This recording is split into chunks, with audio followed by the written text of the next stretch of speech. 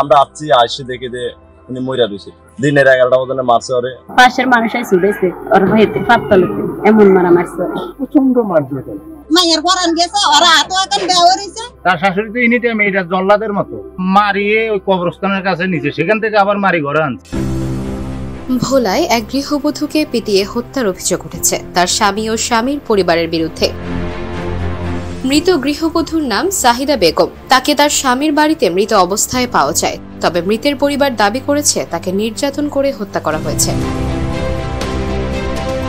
শুক্রবার দুপুরে ভোলার লালমোহন উপজেলার রমাগঞ্জ ইউনিয়নে এই ঘটনা ঘটে। তবে গৃহবধূ শাহিদার স্বামী ইউসুফ ও শ্বশুর আলী আহমদ পলাতক রয়েছেন।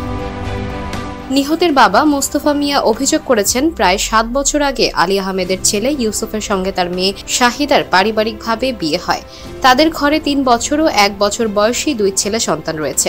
বিয়ের পর থেকেই জামাতা ইউসুফ টাকা পয়সার দাবিতে প্রায়ই শাহিদাকে মারধর করত।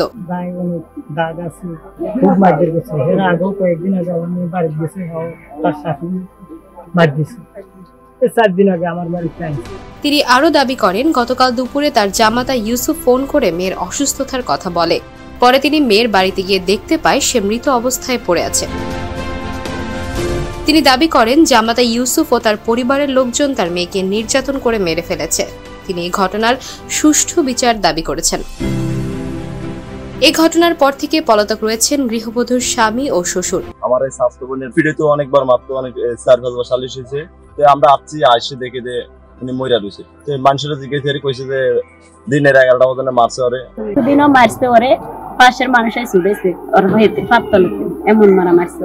তার ওর কোনো রোগ না কিছু না, হঠাৎ কিভাবে মরবে। মায়ের পরান গেছে ওরা হাত এখন বেওয়া হইছে মানুষের না মায়ের চিত্তরেছে ওরা মরা লাশ প্রচন্ড মারধর করে সবাই মিলে আমাদেরকে দরকার করে আবার রাখছে।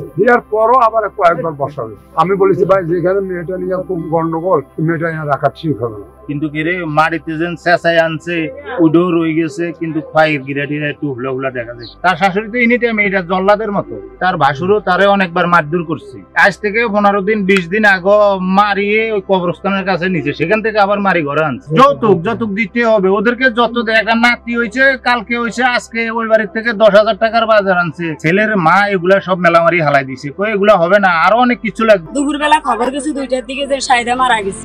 শাহিদার শাশুড়ি জুলেখা বেগম দাবি করেন, বৃহস্পতিবার রাত থেকে পেটের ব্যথায় কাতরাচ্ছিল শাহিদা, কয়েকবার বমিও করেছিল।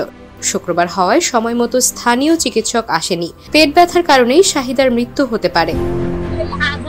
শাহিদার পরানো যা রাতে কবর তুমি করি এবার আজ যাই চাইলাম এরে ফোনটারই রূপে ফোনটারের দ্বারে কল মোবাইল নম্বর আছে, মোবাইল নম্বর টানতে লাগে। লালমোহন থানার ওসি এসএম মাহবুবুল আলম বলেন, খবর পেয়ে পুলিশের একটি টিম ঘটনাস্থল পরিদর্শন করে ওই গৃহবধূর মরদেহের সুরতাহাল প্রতিবেদন তৈরি করেছে।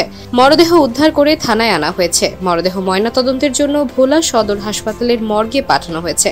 এই ঘটনায় অন্যান্য আইনি ব্যবস্থা প্রক্রিয়াধীন অবস্থায় রয়েছে।